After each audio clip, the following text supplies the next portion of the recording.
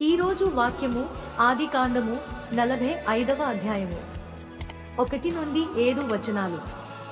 అప్పుడు యోసేపు తన యొద్ద నిలిచిన వారందరి ఎదుట తన్ను తాను అణచుకునజాలక నా యొద్ద నుండి ప్రతి మనుష్యుని వెలుపలికి పంపివేయుడని బిగ్గరగా చెప్పెను.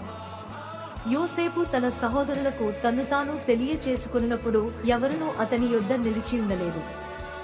అతడు ఎలుగెత్తి ఏడ్వగా ఐగుప్తీయులను ఫరో ఇంటివారును వినిరి. అప్పుడు యోసేపు, నేను యోసేపును, నా తండ్రి ఇంకా బ్రతికి ఉన్నాడా అని అడిగినప్పుడు అతని సహోదరులు అతని సముఖమందు తొందరపడి అతనికి ఉత్తరము ఇయ్యలేకపోయింది. అంతటి యోసేపు నా దగ్గరకు రండని తన సహోదరులతో చెప్పినప్పుడు వారు అతని దగ్గరకు వచ్చిరి.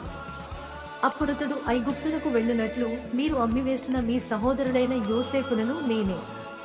అయినను నేనెక్కడికి వచ్చినట్లు మీరు నన్ను అమ్మివేసినందుకు దుఃఖపడకుడి, అది మీకు సంతాపము